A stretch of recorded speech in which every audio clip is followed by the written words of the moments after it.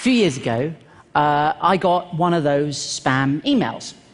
And it managed to get through my spam filter. I'm not quite sure how, but it's turned up in my inbox, and it was from a guy called Solomon Odonka. I know. It went like this. It said, "Hello, James Veitch.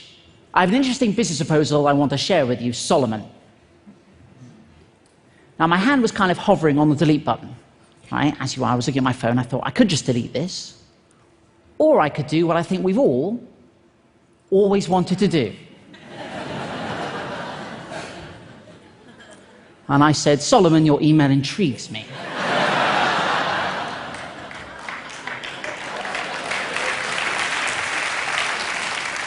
And the game was afoot. He said, "Dear James Veitch, we shall be shipping gold to you.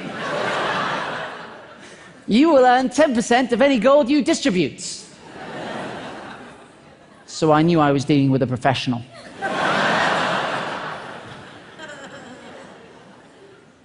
I said, "How much is it worth?" He said, "We will start with a smaller quantity." I was like, "Ah," and then he said, "Of 25 kilograms.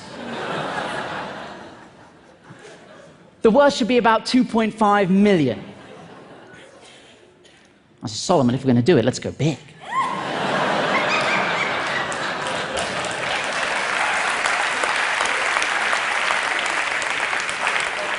I can handle it. How much gold do you have? He said, "It's not a matter of how much gold. How much is you're capable of handling? What? We can start with 50 kilograms as a trial shipment." I said, 50 kilograms? There's no point doing this at all unless you're shipping at least a metric ton.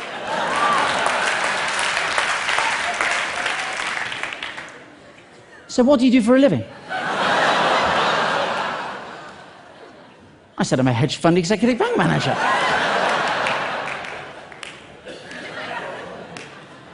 "This isn't the first time I've shipped bullion, my friend. No, no, no." Then I started to panic. I was like, "Now look, where are you based? I don't know about you, but I think we're going via the postal service. It ought to be signed for." Right, that's a lot of gold. He said, "It will not be easy to convince my company to do a larger quantity shipment." And I said, "Solomon, I'm completely with you on this one. I'm putting together a visual for you to take into the board meeting. Hold tight."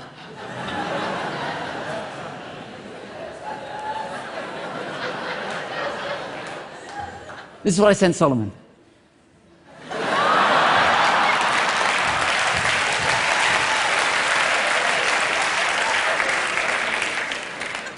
I don't know if we have any statisticians in the house, but there's definitely something going on. I said, "Solomon, attach this email, you'll find a helpful chart. I've had one of my assistants run the numbers. We need to be shipping as much gold as possible." There's always a moment where they try to tug at your heartstrings, and this was it for Solomon. He said, "I will be so much happy if the deal goes well, because I'm going to get a very good commission as well." And I said, "That's amazing. What are you going to spend your cut on?" And he said, "On real estate. What about you?" I thought about it for a long time. And I said one word: hummus.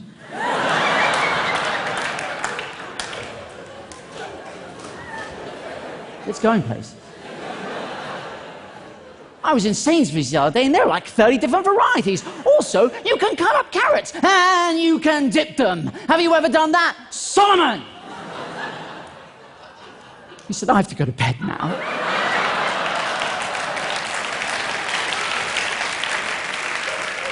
"Till tomorrow. Have sweet dreams." I didn't know what to say.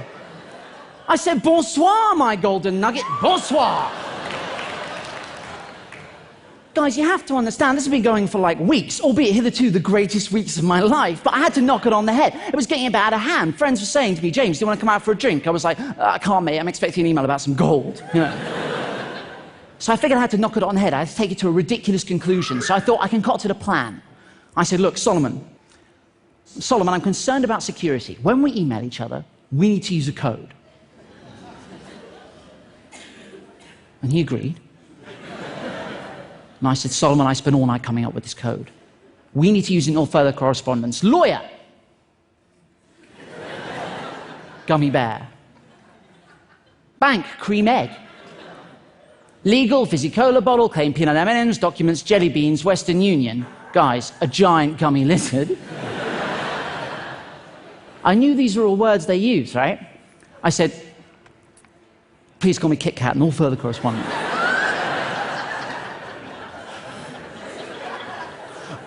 I didn't hear back. I thought, I've gone too far. I've gone too far. So I had to backpedal a little bit. I said, look, Solomon, is the deal still on? Kit Kat. Because you have to be consistent. Then I did get an email back from him. He said, the business is on, I'm trying, blah, blah, blah, blah, blah. I said, dude, you have to use the code. What followed is the greatest email I've ever received. I'm not joking. This is what turned up in my inbox. This was a good day. The business is on. And I'm trying to raise the balance for the gummy bear.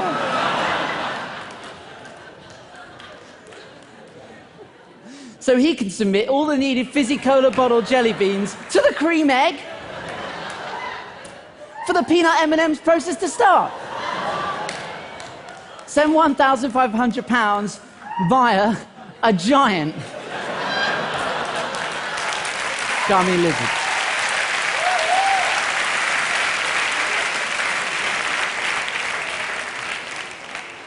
And that was so much fun, right, that it got me thinking, like, what would happen if I just spent as much time as I could replying to as many scam emails as I could? And that's what I've been doing for 3 years on your behalf. Yeah. Let me tell you. Good morning. My name is Linda Erkely, and I'm a psychologist at UCLA, and I'm here today to talk to you about senior scams. You can tweet in your questions by or through hashtag UCLAMDChat. If you or your loved one has any of these portals to the world, you and your loved one are at risk to be scammed. So this can happen through the US mail, a telephone, a computer, or someone at your front door. Now, scams are deceptive, persuasive, sometimes violent and threatening ploys to get your money, your identification, your passport, and other types of personal information. These scams can be perpetrated by an individual or by a very sophisticated crime network that operates internationally. You have no idea who you're talking to or emailing when you engage with someone who is trying to scam you. And these scams can occur in any language and in any community. Scammers love to cozy up to you. So if you speak another language, you will be approached in that other language. If you go to a certain church and you let this slip while you're speaking with a scammer, because they're so good at getting information out of you, guess what? They'll know somebody in that church, or they'll say they're a member of the church. So scammers will get to you through personal information and cozying up to you. Now, fraud is very common. In fact, somewhere between 11 and 16% of the population are victims of scamming. And this amounts to about 30 million people in the USA over the course of a year. Now, this number is not really accurate, though, because scamming happens a lot more than people report. They either don't report scamming accurately, or they don't want to report it because it's so embarrassing and shameful. And this is especially true for adults over 55 years of age. So know that whenever you hear of someone who is scammed, there could be 44 more people out there who were scammed and are not talking about it. And that could be your loved one who's not talking about it. Costs of scams are across the board, financial and emotional. So financial, it seems pretty obvious. You can lose your life savings, you can lose your home, but the emotional toll is also high. It creates shame, embarrassment, and depression in individuals. And this can be to the extent that someone commits suicide after they've been victimized. And this is the case for this gentleman here that we see in the picture. His name was Mr. Pollard, or Poland, and he was 81 years old, and he had Alzheimer's disease. And he fell victim to a Jamaican lottery scam, where he was told that he would win something like $2 million if he would just pay up front either a fee or the taxes. And this gentleman paid, and the money never came. His family tried to intervene, but he would not stop talking to the scammers, and he was getting up to 50 phone calls a day and harassed by these scammers. And because of his dementia, he really could not understand that that money was never coming and that he was a victim. And he was so dejected that he committed suicide. And what's very sad is in his suicide note, he told his family, "Don't spend a lot of money on my funeral. And when that $2 million arrives any day now, I will be vindicated." Seniors are a very favorite target of scammers. Scammers assume certain things about seniors. They assume that they have accumulated wealth. They assume that they have cognitive problems. They feel that seniors are naively trusting and that they're home a lot, either because they have physical disability or they don't have a lot of friends, but they're home to answer the phone and check their emails, right? And they're less informed about finances. Now, to some extent, this has been borne out in research studies. So one of the things that we know about seniors is that people that are over 55 and over 65 come from a different generation, a generation that is more trusting, a generation that picks up the phone and talks to people, and they do not necessarily screen their phone calls, and they have good phone manners, so they're less likely to hang up on a caller. Socially, they are at home more. They are more isolated, and they may not have as much social support. And I even found this out from one of the patients that I saw who actually liked to engage telephone solicitors. He liked to talk to people. They have less knowledge about healthcare and finances. Think of this example where in a traditional marriage, the man took care of the finances and he dies, and now the widow is left to manage the investments. She's ripe for scamming because she doesn't know much about investments and how investments work. Similarly, people that don't know about their health care, even risks like what's my risk for heart attack, things like that. How does Medicare work? They're at risk and more vulnerable to being scammed. Also, scam victims tend to be, or people with susceptibility to being scammed, tend to have fewer fraud prevention strategies in their lives. So like I say, they may not be checking their bank statements, right? Or they may just be answering the phone whenever it rings, regardless of who is calling. They have less psychological well-being, so they might have more negative thinking. And this too, I've seen very frequently in individuals who have memory problems or dementia, where they feel that they're not as relevant as they used to be. They want to help their family. They want to send a grandson, for example, to college. Or in the case of Mr. Poland, he wanted the $2 million to pay off the mortgage on his son's house. People with even mild cognitive problems, even if they don't have Alzheimer's disease or another kind of dementia, are at increased risk. And people who can experience heightened emotion, either negative or positive, are more susceptible to being scammed. So a scammer is going to try to tug at your heartstrings, right? Either with a sob story or somehow make you feel excited about making money. And so people who are more prone to experiencing those types of emotions in response to the pitch are more likely to be scammed.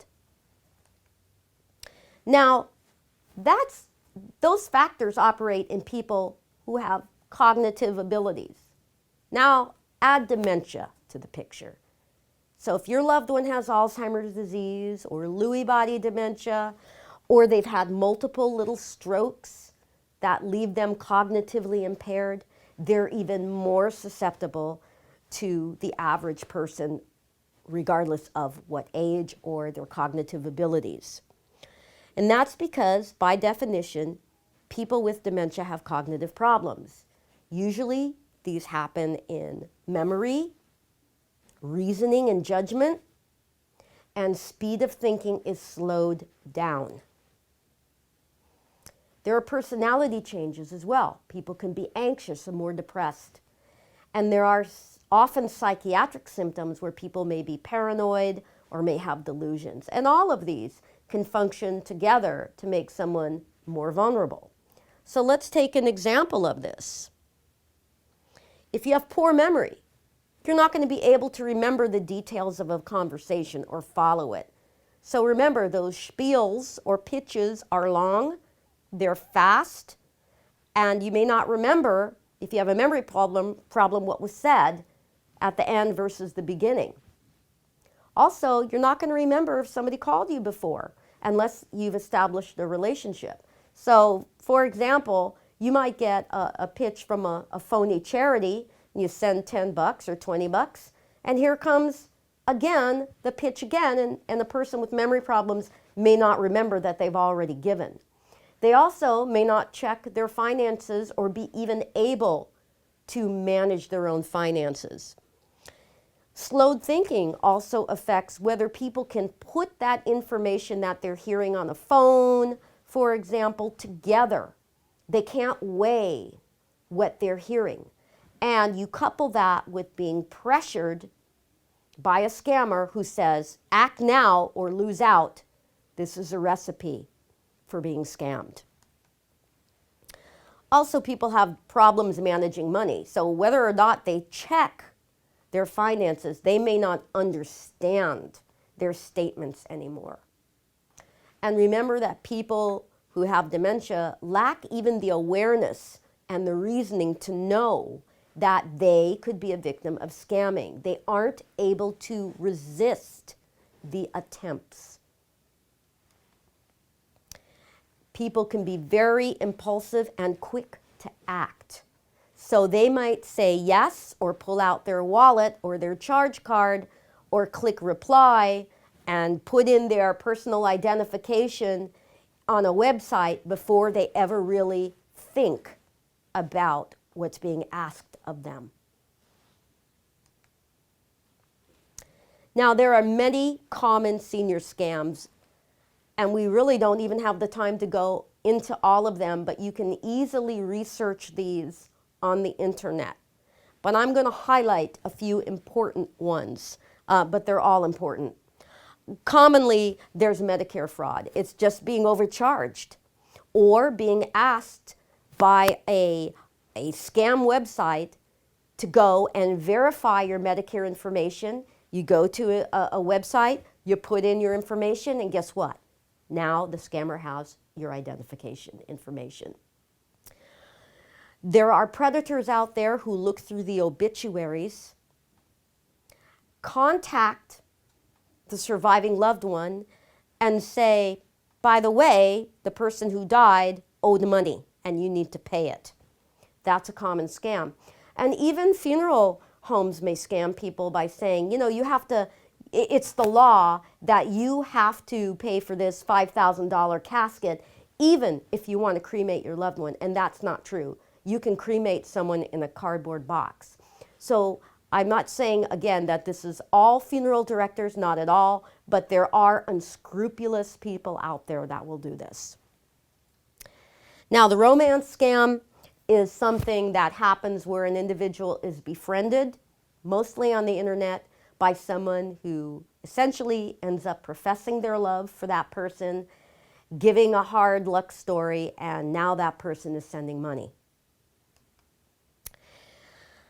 Scammers and counterfeit drugs, that's another issue, where people try to get a better deal on medications, and they may end up buying medications that are either expired or actually are not produced safely and can be toxic. And we talked about telemarketing fraud, where you get phone calls, especially from home improvement contractors, put in these new windows, let's paint your house, and fake charities that sound a lot like realistic charities, but they aren't. Or they might be charities, but only 5% of the proceeds go to the charity. And this actually happened to me. I was approached by a breast cancer society, and I came real close to sending them money. And of course, my heartstrings were tugged, and something inside said, don't give them money over the phone and see if they're going to send me something in the mail. Well, guess what? They did. But then I went online to Charity Navigator, which is a function of the Alzheimer's Association, and I looked them up, and they were also on the news right after I received that mail offer, and I found out that very little bit of the proceeds go to that charity. They called me up after that, and I said to their face, you know what, you're a scammer. And they never called me back again. But I had to really have my radar going, right? So I did not fall for that. But that's how good and subtle these scammers can be. So I don't have a cognitive problem. Can you imagine somebody who does, and how difficult that would be to resist? And finally, there are imposter scams like the famous grandparent scam, where somebody calls and says, hi, Grandma, it's your favorite grandson, right? They don't even have to give the name. And then Grandma might say, oh, Jason, is that you? Oh, yes, it's Jason. So now they have that information. And next thing you know, here comes the hard luck story. Please don't tell Mom or Dad, they'll kill me. And the money goes out via a wire transfer or the US mail. And finally, I think we've all seen those commercials of people on TV. Some of them are old-time actors that are telling you the importance of a reverse mortgage. And people have to be very careful about those. I would recommend do not pick up that phone and call just because your favorite old movie star from the 1960s is telling you about the importance of a reverse mortgage. Don't be a mule. A mule is somebody who is a go-between for scammers, and they are victims themselves, but at some point they also become a scammer.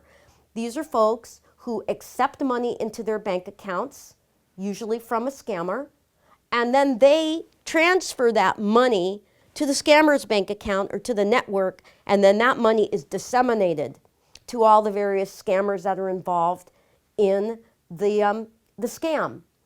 And again, if anybody is asking you to open an account for them or asking you to send money, even if it's a hard luck story from your bank to their bank, that's a scam. There are some special considerations for immigrants and people who are bilingual. I think this is very important. Remember, you'll get scammed in whatever language you speak. There are certain trusts that are built, and the scammers know this, and they'll take advantage of that. And then people make common mistakes. For example, they'll go to a notary public here thinking that it's a legal service, because in their country, it may be, right? But here, a notary public is not an attorney. And people may fall victim to unscrupulous immigration attorneys And that's why it's important to always check with the Bar Association about whether the attorney that you want to work with has had any complaints lodged against them. And never let anyone keep your original papers, whether it be your passport, your visa, because they're probably going to make copies of those and sell those. And never pay a fee for a diversity visa. And never sign any blank forms, government forms, and never pay for a government form. Those can be downloaded for free. So these are just a few examples of what people, bilingual individuals and immigrants, have special cases of vulnerability to scam. Again, go on the internet and look this up if this applies to you.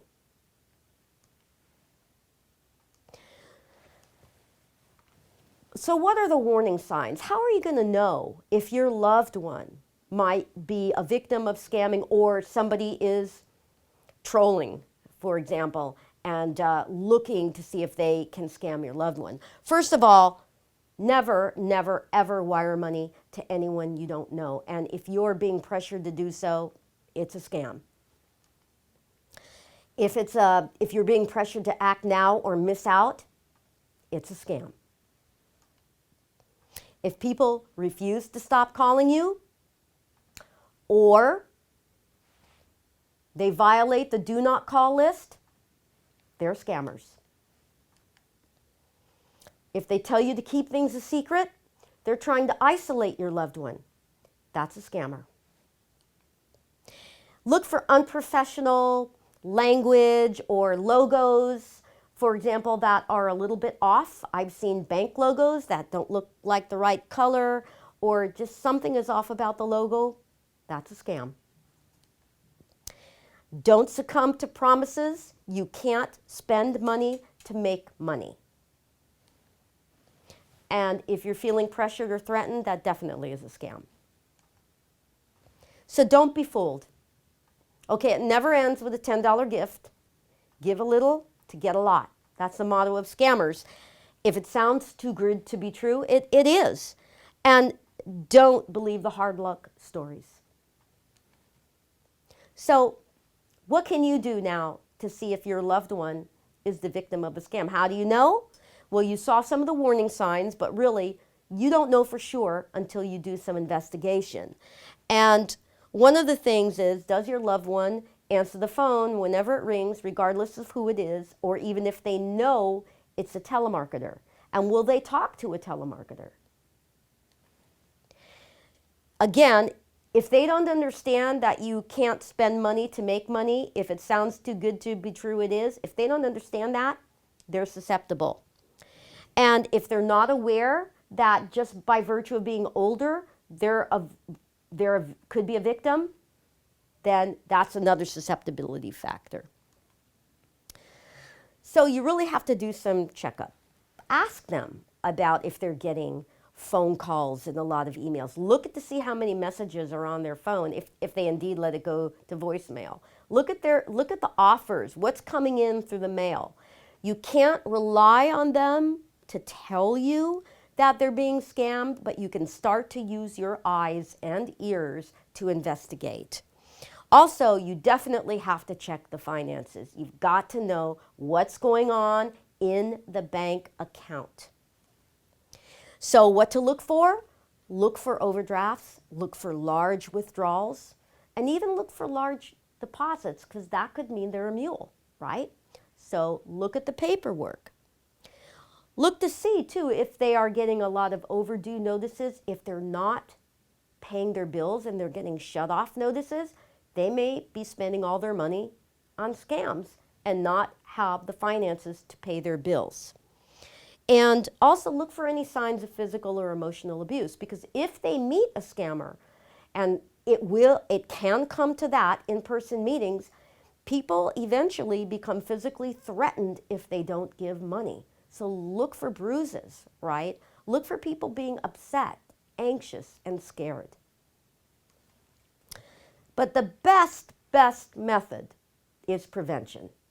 Because once a scam happens, that's that's when you become susceptible to even more scamming. So think prevention. Don't answer the phone. We talked about that. Screen your calls. Don't talk to people. Always ask someone you trust before making a decision. If you can work with your loved one to get them to talk to you when they're unsure, even if somebody tells them to keep things a secret, that's very important. They need to verify. Never wire money, and don't give money over the phone. Now, if your loved one, though, has dementia, they may not be able to work with you in this way. You can, if you're there, you can unplug the phone while you're there. You can try to intervene and answer the phone and see who's actually calling, right? You can try to put a note on the phone that says, do not answer, listen to messages, if they're able to access their messages. But again, this is going to be hard if your loved one lacks awareness. So there are other things you can do, like you might want to block phone calls that when there's no caller ID. You can absolutely do that. And a lot of scammers have no caller ID, but some do. So that's only going to work part of the way. We know that that's good prevention. There's another form of prevention, and that is you can look and sit down with your loved one and look at their bank records every month. Better yet, if they would give you permission to do online banking, then you're able to go online and actually look at the account and monitor it. Here we go. Thank you. Let me go here for a minute. Okay. But you want to discuss all this if you can and get your loved one on board. You can also limit access to their funds, and you can do this by putting limits on their charge card, capping it, working with your bank. You can cancel credit cards, and if you have a loved one that gets upset, you can give them a phony credit card. This has been done before for folks that are more advanced in their dementia. And you can place a security freeze on their credit as well. But always work as a team. I'm going to back up a little bit to a couple of slides that I missed because there's a few things that are very important for prevention too. Don't forget to shred any junk mail, anything with your ID on it, right? Go through the mail, look at it, and make sure that your privacy settings on the computer are on high, and to have all of your anti-virus, anti-spyware up to date, okay? Because this will help. And use credit. Don't use what do you call it? Online purchases. Don't do debit cards. Excuse me. Use credit cards because at least you can undo that much more easily, right, than you can with a debit card. But this is ultra important. I can't tell you how many times I've worked with older adults and they are bored in their lives. They don't feel relevant anymore. And they sit home alone. And there they are, ripe to answer that phone. Or if they can still go online, to go online. Or respond to offers in the mail. Or answer the front door. Please keep your loved one entertained, busy, and fulfilled. This will help a lot. Get them out of the house. Go to adult daycare or senior centers. If they can't get out of the house, then have a companion stay with them if possible, or at least set up a schedule of visitors. If you hire a companion or a caregiver, just make sure that they're vetted and bonded. Because scamming does happen through caregivers. But you know what? It even happens through relatives sometimes. So, but try to be safe as possible.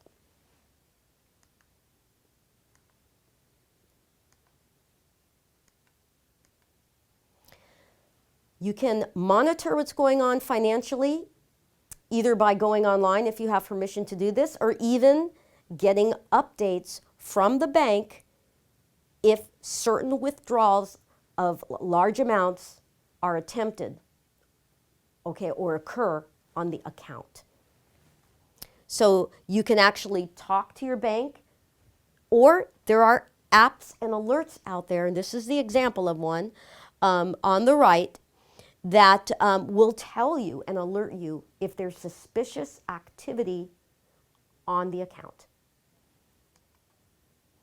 You can discreetly monitor emails. There are actually programs out there like Google Cloud or WebWatch where you can get carbon copies or CCs for all of the activity, and this is discreetly done.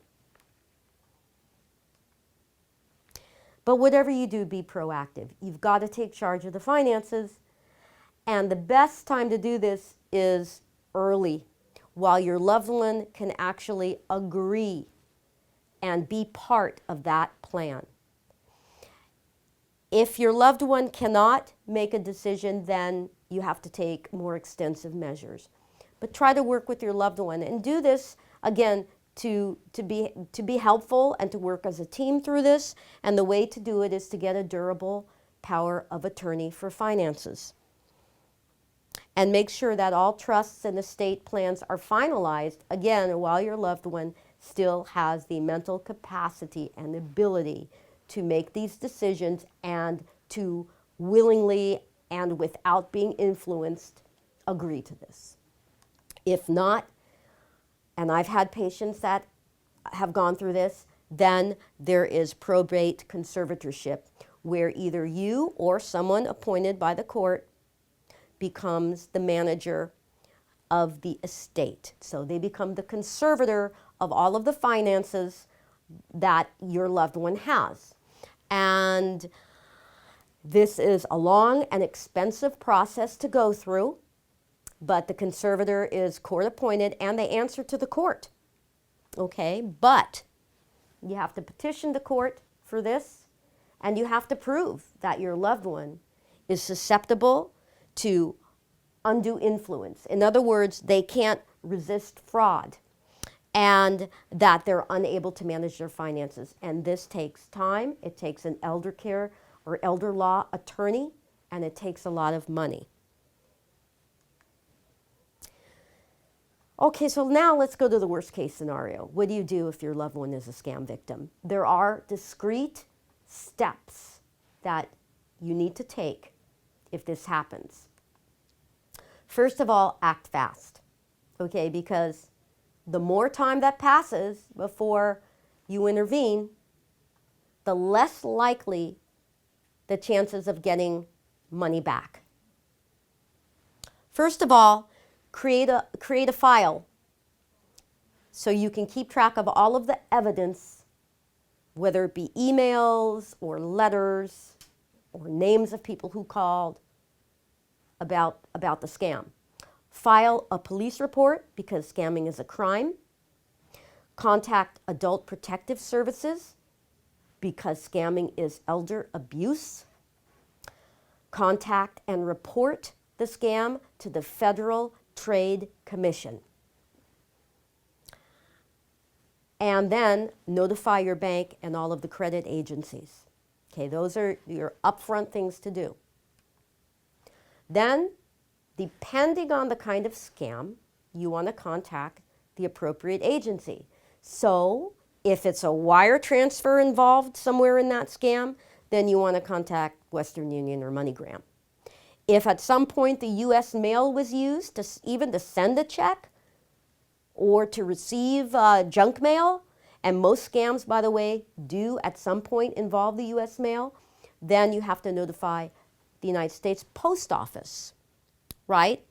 And again, State Department for international scams. So if you've given money or your loved one gave money to a bank in Nigeria, that would be the U.S. State Department. But it also would be an Internet Crime Complaint Center, too, if the Internet was used. Most importantly, don't forget your loved one in all of this, right? Get support for your loved one and get support for you, because you're going to be under stress once you find this out and trying to solve these problems. We are very fortunate in Los Angeles to have a scam victim support group at Wise and Healthy Aging. This is in Santa Monica. So contact them if your loved one is a victim of a scam. That's wise and healthy aging. Psychotherapy for your loved one, if they have enough cognitive ability to be able to benefit and track and understand kind of what's going on, then that might be helpful, especially for the shame and the depression that could happen. And contact the FBI victim assistance programs. So in Los Angeles, that contact person is Deborah Deem, but you will contact the various field offices wherever you live to take advantage of their victim assistance program. And finally, you'll probably need a support group going through this. So a great way for this is through a caregiver support group. And those are very much available in the community through the hospitals or Alzheimer's Association. Now, we're coming to the end of the talk, but I wanted to show you some resources that are out there. And really, all one needs to do is do a Google search on scams, whether it be prevention or what do you do if you're a victim, and you will find these resources. And I would recommend going with the tried and true nonprofits, law enforcement types of organizations.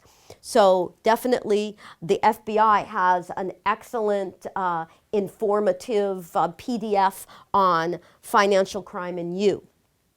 You can go to AARP. AARP has done great surveys and research on this, and they're very informative about prevention and intervention. You can also go to the Alzheimer's Association for information, and that's where the Charity Navigator is.